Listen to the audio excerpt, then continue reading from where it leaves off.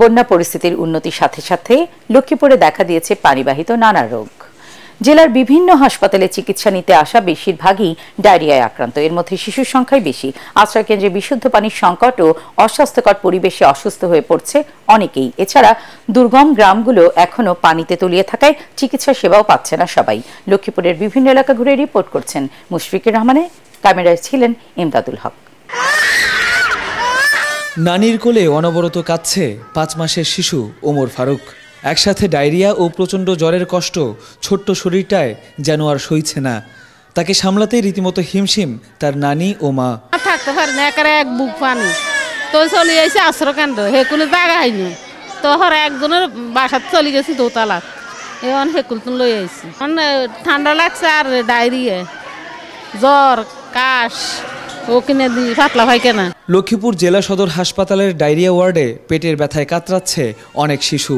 মাত্র 10টি সিট বরাদ্দ থাকলেও এখানে ভর্তি 4 গুণেরও বেশি রোগী। ফলে সেবা দিতে হিমশিম খাচ্ছেন চিকিৎসকরা। অভিভাবকরা পড়েছেন বিপাকে। সকাল থেকে পাতলা পায়খানা হয়েছে, এরপর জ্বর তো অনেক বেশি।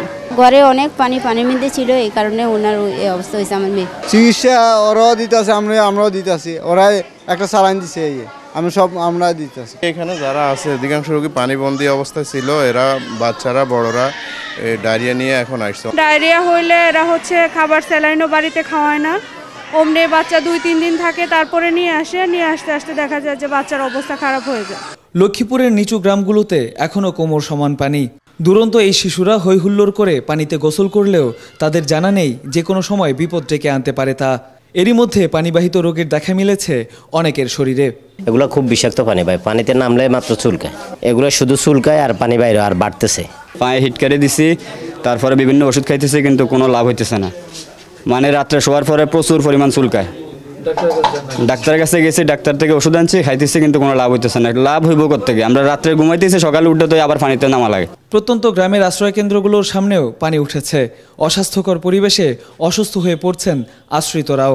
বাথরুমের অসুবিধা হচ্ছে, আর যে খাওয়ার পানির, রান্নার পানির অসুবিধা হচ্ছে। পানিগুলো ভালো লাগে না, জ্বর ঠান্ডা আছে, বাচ্চাদের কাশ সর্দি। জ্বর আজকে 4-5 দিন তাই জ্বর, পানিলে ডাক্তার দেখাইতে যাইতে পারি না। জলাবদ্ধতার কারণে শহর থেকে বেশি ভেতরের গ্রামের অসুস্থদের আনা যাচ্ছে না হাসপাতালে।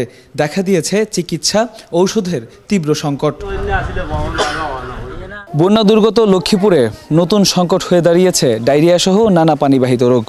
আশ্রয় কেন্দ্রগুলোতে বিশুদ্ধ খাবার পানির অভাবের পাশাপাশি অস্বাস্থ্যকর টয়লেট ব্যবহার করে ক্রমে রোগাক্রান্ত হয়ে পড়ছে এসব এলাকার মানুষ। হাসপাতালগুলোতেও নেই পর্যাপ্ত সুযোগ সুবিধা। মুশফিকুর রহমান, এটিএন বাংলা, লক্ষ্মীপুর।